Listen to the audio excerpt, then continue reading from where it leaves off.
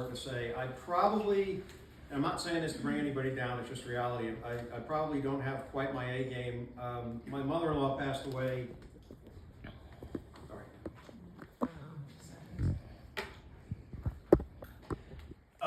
day before yesterday.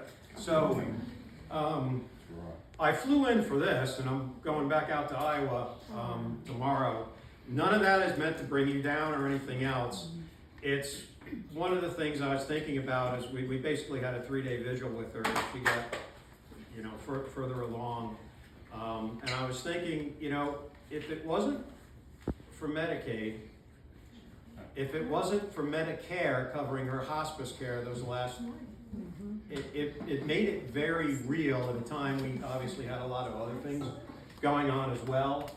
And it just affirmed the fact that what Deb and I are trying to do here, which is not just about winning, it's always about winning, and we wouldn't do this if we weren't going to win. I have that all the time. It's the number one question. Well, it's nice you're doing this, but you know you can't win. No, I'm going to win. Yes.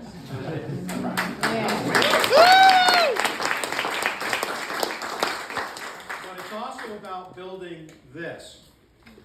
Because what Republicans have done really, really well is convince everybody in this room and way beyond this room that you're the only non-insane person here. Everyone else is insane. And you start going, well, yeah, okay, well, at least I'm not insane. And that has been literally a strategy. It's just not true.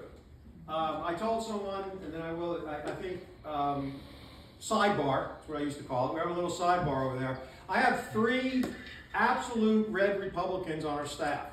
One of them was a former field director for Scott Brown when he won in Massachusetts, Republican, became governor.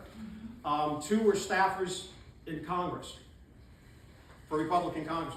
And they came here because you'll notice in my messaging over and over again, and you'll see it in social media, I make a strong distinction between MAGA and Republicans. For 2 reasons. First of all, MAGA is not anything. A disease, but that's not a political party. But it's 70 million votes. Well, yeah, we can talk about that. It turned out to be that, but that wasn't 70 million MAGA votes. That was a lot of people that just followed it. It's kind of what we were talking about before. But to win in this district, you have to turn about 15% of people that voted Republican to vote Democrat. Now that sounds insurmountable. It's not. It's absolutely not, because there are 15 to 20% of people that say this is insane. They may not like my politics, but they know I'm a trustworthy guy. And they know I'm not going to be part of any insanity. I'll fight to my death to stop it. And they're okay with that. I literally have somebody who's running a field operation for me that says, I'm going to give you 3 terms and I'm voting you out because by then we will have survived and I can go back to Republicans. I'm okay with that. Before I read this, yes, that's 5 minutes, but before I read this, I want to leave you with one thought, and this is we are on the right side of every important issue. Every issue, but our messaging sucks. Amen. Okay? That's why we lose, because our messaging is not tight, it's not short enough, it's not crisp enough, and we don't talk about what we're going to do, and we get run over. So we have to get better. And the last thing is because of our core beliefs, we are so absolutely all in on being right and doing right. That's not how you win here. You have to win and do right. And not just do right and chase every social issue and keep losing. Yeah. You have to. The only person that can win congressionally in this district is a moderate Democrat. I happen to be a moderate Democrat. That being said, go to the website. I'm a very progressive liberal person. I won't ever lie. I've been asked very progressive questions and I answer all of them honestly. My support of the LGBTQ community is absolutely unwavering. But I'm never going to open a speech with that. Why? Because it's a losing issue in this district. We have to decide, do we want to win and do the right thing, or do we always want to champion every cause and keep losing? We cannot win in this district. We simply can't. So, the prepared part of this, which is never prepared when I'm speaking, but my parents are both first generation Portuguese. I am one of the few people probably that is absolutely 100% Portuguese. Both of my families came from opposite ends of the same island in the Azores. And their families have been there. We went and visited. Their houses have been there since the early 1500s. And I watched them growing up, and they taught me about hard work. They taught me about public education. And they just sort of taught me about the American dream. And I was privileged to serve 20 years in the Navy, submarines. I retired to the rank as Command Master Chief. If you're not familiar with that, if you know what a Command Sergeant Major is, it's a big deal. It's a very senior enlisted pay grade. And during that time, hundreds of sailors, dozens of missions. I literally was in a position to make decisions that if I made the wrong decision, people were absolutely going to die. And that taught me leadership under stress. And it also taught me that if I put my people ahead of myself, things will always turn out better. It hasn't always been rosy. I struggled with alcoholism most of my adult life. But I'm standing here before you at 22 years sober.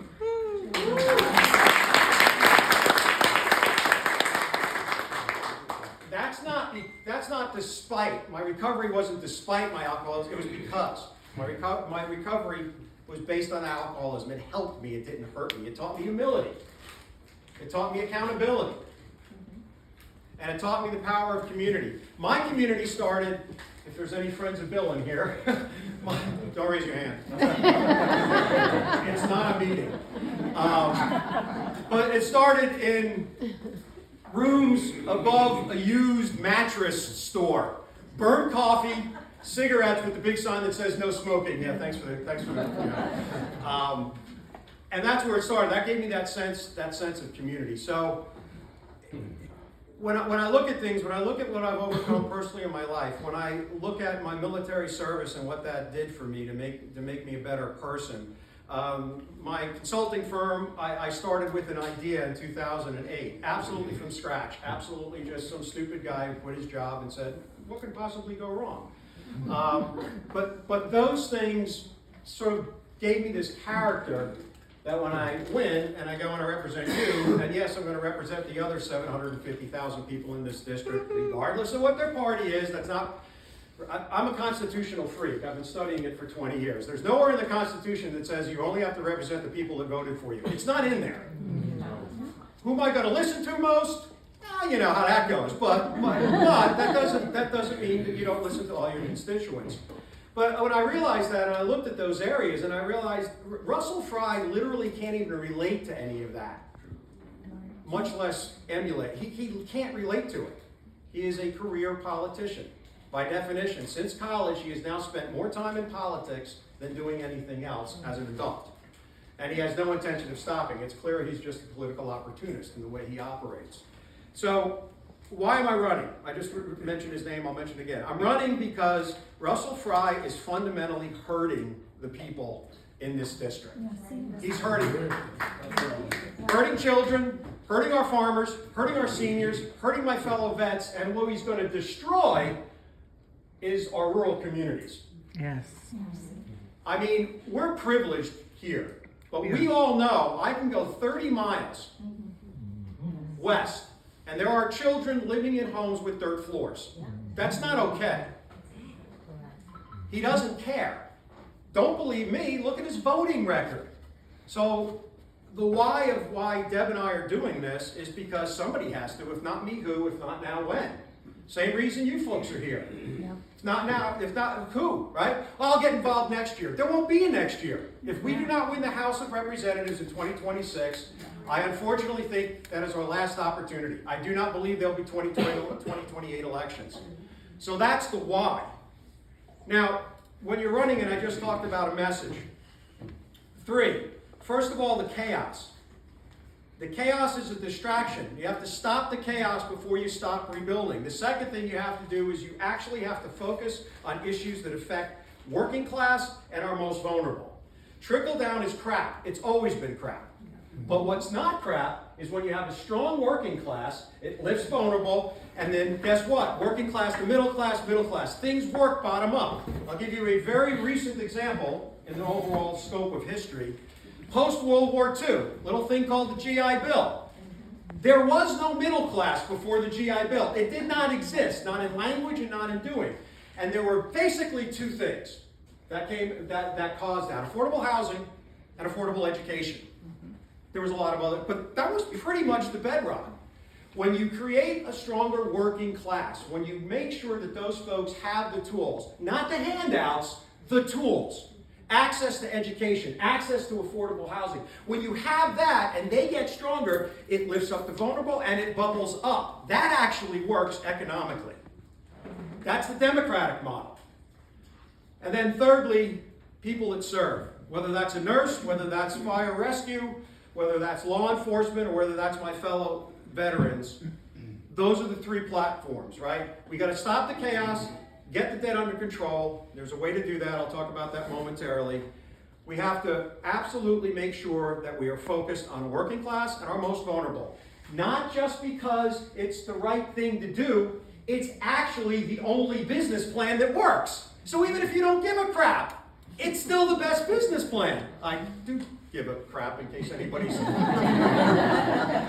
married. Yes. Videographer over here. But you understand what I'm saying? I mean, that is the path. So specifically, when I talk about the chaos, there is no accountability. Okay?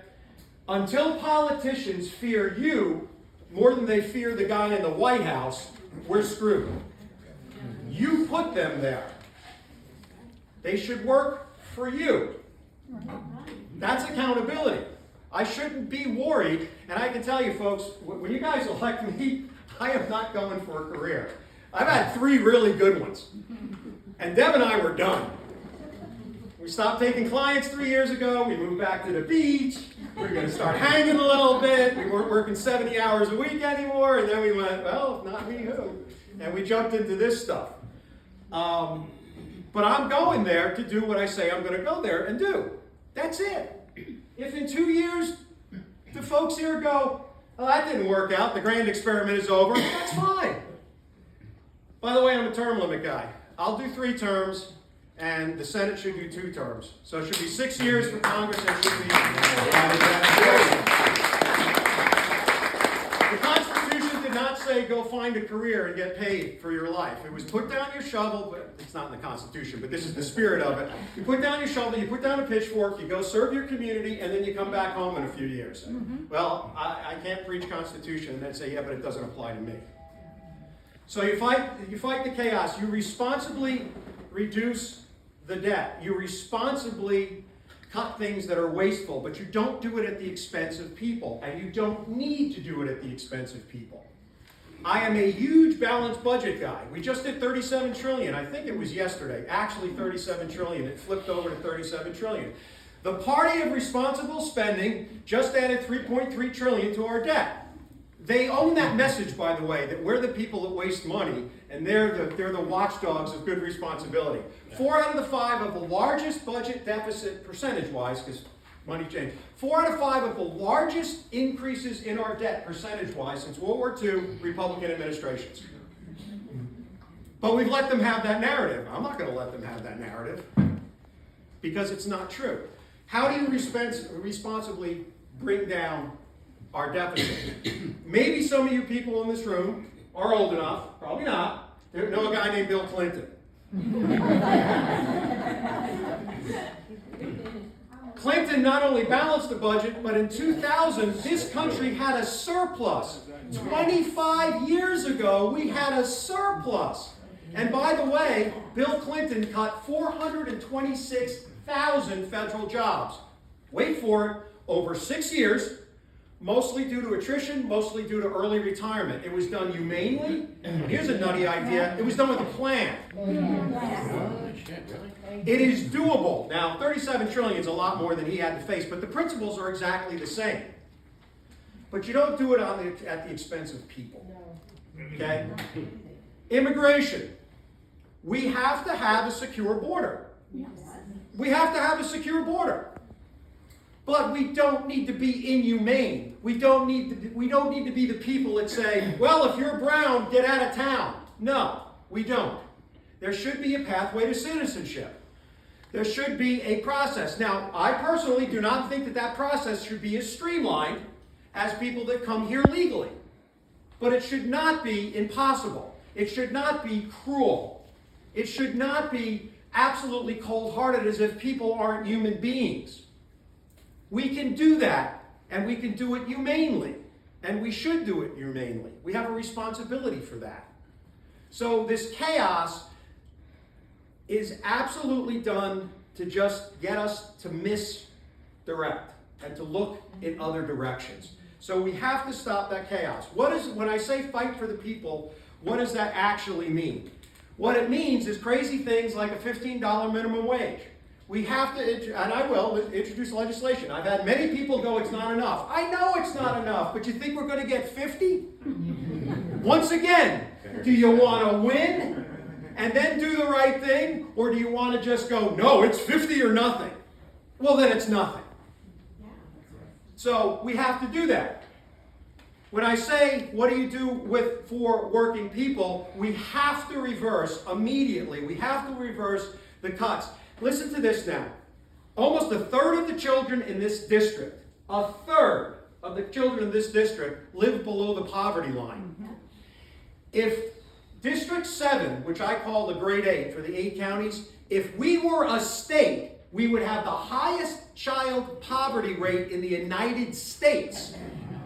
And that guy proudly, loudly voted to cut $300 billion from SNAP benefits, which, by the way, affect a lot more than children, but for that. We have to restore Medicaid. $1 trillion to Medicaid. I have heard Russell Fry say in 2 different times. First time, we're going to get there by those lazy people that aren't working 80 hours, that are able-bodied. It's a lie. It's 3% of people on Medicaid don't meet the Medicaid criteria. Should they be on Medicaid? I would say no. That's 3%. You can't get to $1 trillion without taking my mother-in-law off Medicaid. Well, she's 93, she's going to die anyway. Let's save some few bucks there. It is that cruel. It is that inhumane. No. No. There are 108,000 people on Medicaid in this district. 108,000. Something that doesn't get enough attention when you talk about fighting for the people is there are 174,000 people that get their health care through affordable care. Of course, not through a state exchange, because God forbid South Carolina wouldn't do that.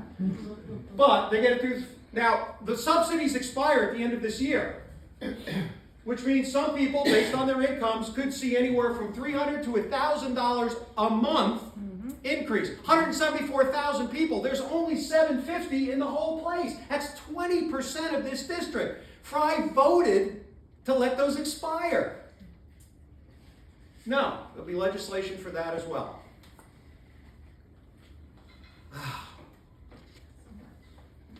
Affordable care, SNAP, Medicaid. Now, I just told you that I'm a balanced budget guy. This gets me in trouble with some folks in this room. You have to pay for these things. Well, we're doing the right thing, so it's okay. It's okay when we add to the deficit because it's for the right things. No, it's wrong. Here's how you pay for it. Top 5% of earners, they don't get a pass. Those tax rates go back up to where they were before 2017. It's 2.5%. In 1972, the top bracket was paying 70%. There were still a lot of rich people. We're talking 2.5%. When you do that and you cut most of these loopholes and other garbage that we give the largest corporations in this country, you cut those and you bring that revenue in, those two things pay for everything I just said. And everybody's still rich, and Exxon and Tesla and Amazon are still turning a profit. Do you know that Amazon 2 years ago, percentage-wise, paid less taxes than my consulting firm of 2 people? Amazon paid less taxes. That's not going to happen because you have to pay for this. And then the fourth legislation I'm going to introduce is Social Security. Social Security right now is probably going to be bankrupt within 10 years. And there's all sorts of weird things. We don't have to do weird things to make Social Security solvent. Listen to this. Most people don't even know this exists. There's an income cap. Once you pay, and it goes up with inflation and other factors, once you pay right now, once you get to $174,000 in income, you no longer pay Social Security tax. So if you're making $50 million a year, after January, you're done. If you just make that cap go away, you don't punish people, you don't make their rate go to $6 billion, it just stays in place. You instantly make Social Security solvent for 35 more years. Huh? Yeah. You can't make this stuff up. That is common sense over chaos. Third, those that serve, and I'm going to speak to my heart here, which is my veterans. There's 55,000 veterans, most in Orion. 40,000 of those veterans live in Orion. And they deserve. You won't find anybody, even MAGA, when I go to VFWs and they're wearing their hat and they're like, you know what, you're a veteran, so we won't beat you up now, but heck, man, you're on the wrong side of every issue. Oh, yeah, I want to support veterans. Well, we all want to support veterans. Then why don't we? Healthcare, access, and mental health care. Fry does a thing last week. I don't know what it was. Help Your Veteran Day or something. It was a 2-hour, can I say bullshit? It's a 2-hour bullshit thing, to get some news and all this other stuff. And 18 veterans a day commit suicide in this country. It's a national tragedy. And I am sick and tired of politicians thanking me for my service and using me for a photo op. And then a guy like Fry goes back there and they're essentially, the budget bill, hey, we increased VA. And actually you didn't. You're actually outsourcing it. They're privatizing the VA. They're not expanding coverage. They're moving it from the VA to private. That always works out well. That's what they're doing. 6,000 veterans got fired for no reason. You didn't say a word. They've already cut 15,000 VA jobs. They're going to 45,000 by the end of the year. Not a word. It's a lie. Not going to stand for it. Not going to stand for it. So those are 4 pieces of legislation that I'm going to actually introduce. I don't know how a bill becomes a law.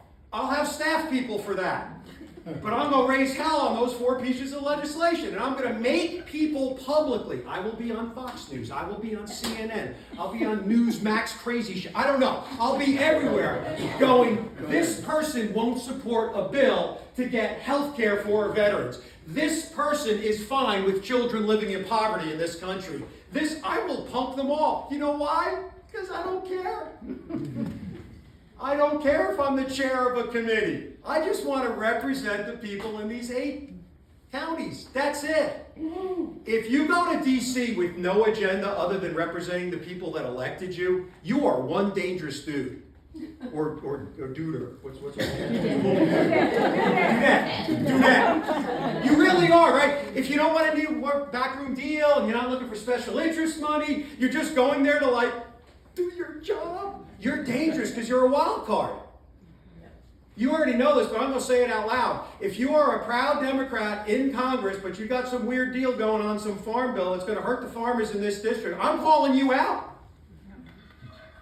Because you said you weren't going to do that, and now you are, and you're going to tell me, I don't understand. Yeah, I understand. What's good for my district and what's good for our country.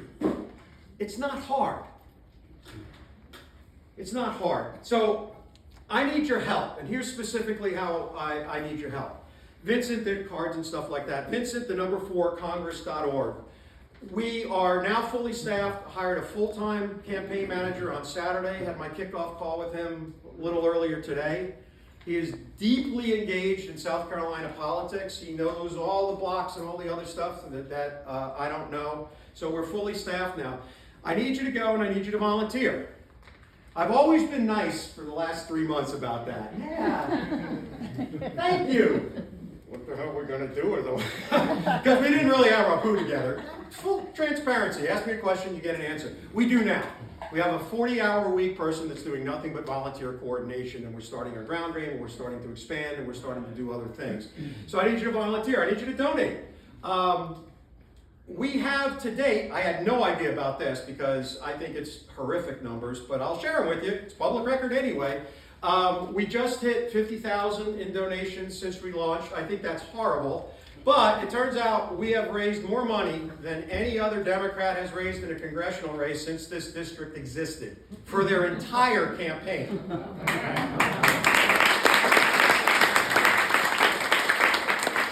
My manager literally said, don't say that because then they won't donate money. And I said, actually that makes a lot of sense, but I'm going to tell them anyway because I want them to know this is viable. And it is growing. We have 750 individual donations so far. That's pretty good, 750. But I need your donations. I need your recurring donations. It can be $20, it can be $50, maybe it's a one-time 500. It doesn't matter. It really doesn't matter. I mean, I don't know how many people here, it's 60 people. If everybody here tonight had $100 and they scraped together, I don't want anybody to go hungry, you had $6,000. $6,000 is our nut. What that means is right now that's my burn rate. It's actually $6,400 a month. So $6,000, I survived through the end of September. And you guys made me survive. I'm not giving you a number, but that's what I'm talking about. At least $100. And then lastly, this. This is powerful for two reasons. And I'll tell you, the biggest reason is not money, which shows I'm not a politician. The biggest reason is you look around and go, holy cow, what the? I should have told Jim about this. I should have told Julie about this. I understand you probably turn folks away here. Where there's 60, there's 600. Where there's 600, there's 6,000. You have to believe that because it's true. How did we get 129,000 votes for Mal Hyman in November? Not 38 years ago. We needed to get 170,000. Wouldn't have been enough to win, but that's what the numbers. When we get 172,000 next November, which sounds, oh my God, hell, I'm talking 40 grand more than we got by accident. 40 grand. He can't beat us. Because he doesn't have Trump at the top of the ticket. They won't necessarily vote for me, but they won't come out. His turnout won't be good. Ours is going to be overwhelmingly good. And he's got arrogance working against him, which is no Democrat can win here. 172,000 is the number. I'll go further than that. We have to get to 42% in Horry County. Wow, John, that means you lose by 18 points. We've been losing by 30, folks. This county is 53% of the registered voters. You can't lose by 30 points. And we'd have to do 60% in the others. We do 40 or more here, we do 60 in the other 7 counties, we cannot lose. That model, by the way, works with 40% turnout, 50% turnout, 60% turnout. Those numbers hold and those percentages hold. Once again, you're going, well, that's nice, John, but 60%. By the way, 6 of the 8 counties historically in this district are 65% blue. They're small, but they're 65% blue. It's not crazy to say we can get to 60%, but I have to turn them out. And we have 3, 4, 5, 6. We have more people, I believe, I could be wrong, but we have more people registered for Democrats running for public office now that we're at the ballot in November. And it's growing. Just had another phone call last night. I'm doing coaching for speaking and things like that. We have another one who declared last night who's been running for a state house seat. That's what can happen when people start going, well, maybe?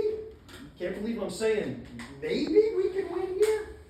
But that's the mindset.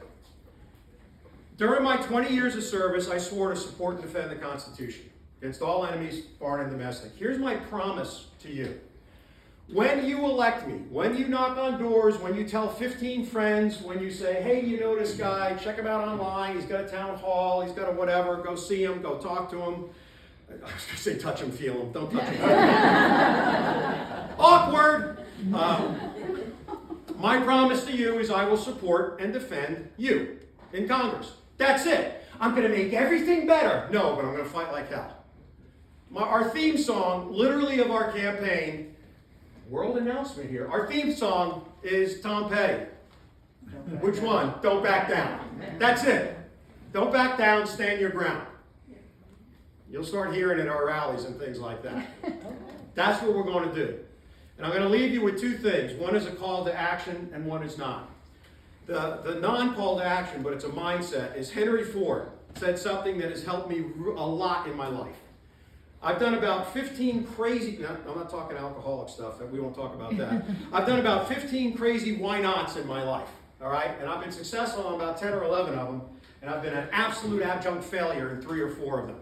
But my mindset's always the same. And this is what Henry Ford said. Whether you think you can or you can't, you're right. Okay. If we're sitting here going, energetic guy, presents well, not bad looking, no chance, then I have no chance.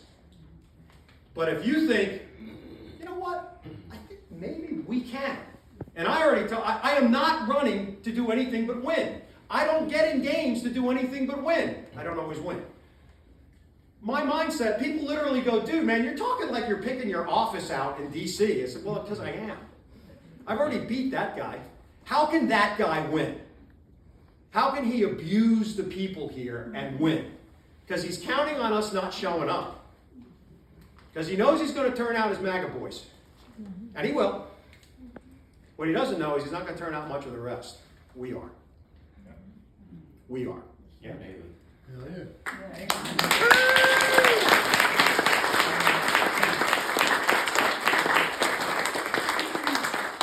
What questions can I answer?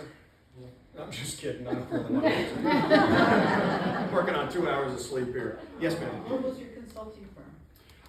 It is still in existence. It's the Submarine Way. And what we do is we do organizational development. We do leadership. I personally do CEO and C-suite coaching. So that's what we do. Oregon County Fire Rescue is a client of ours. Still is. So when I say those that serve, it's not a cliche. There's 2 things, John. Number one, I said to someone here tonight that if we sit around and wait for someone at the national level to come and organize us, Nope. to tell us how to do this, Yeah. it will not get done.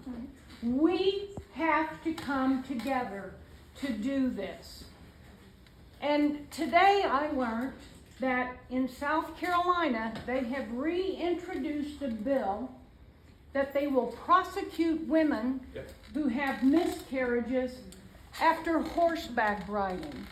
Or if they ride a roller coaster and then have a miscarriage, or if they're doing hard physical labor and then have a miscarriage, they're going to prosecute them with the options of life in prison or execution.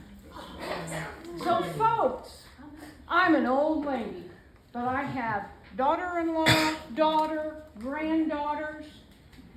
We have to stop this insanity, and it's at our doorsteps.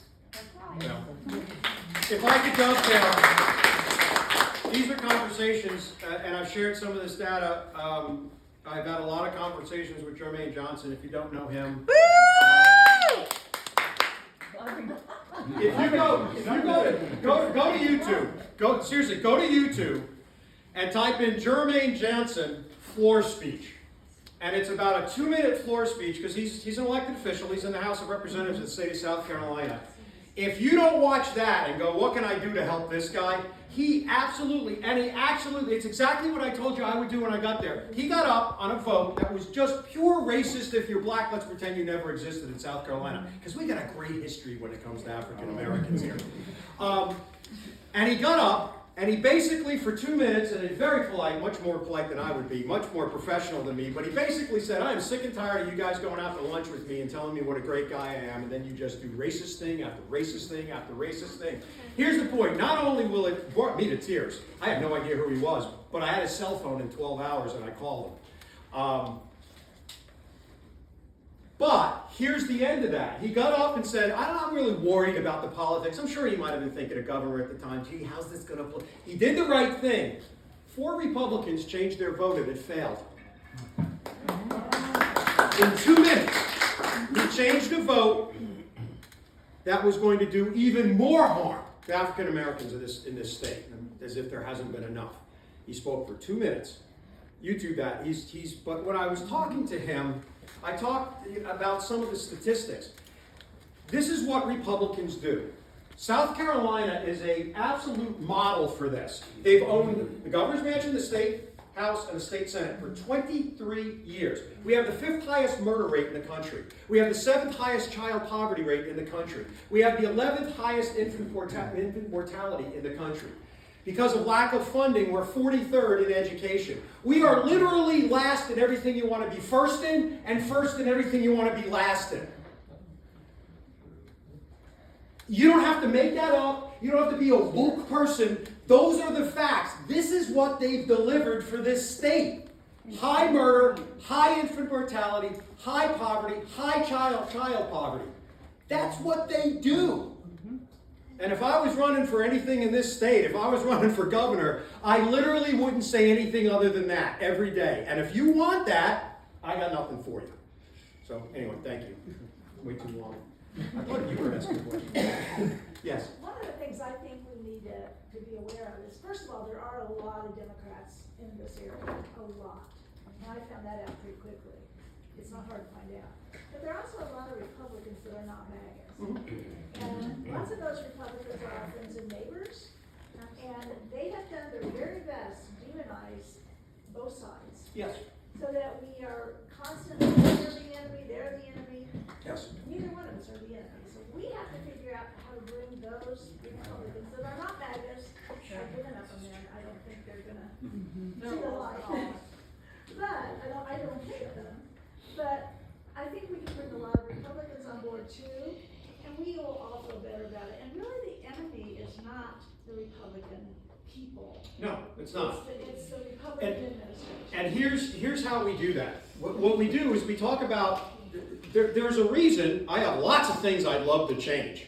There's lots of things I'd love to champion. Most of them are pretty progressive social issues.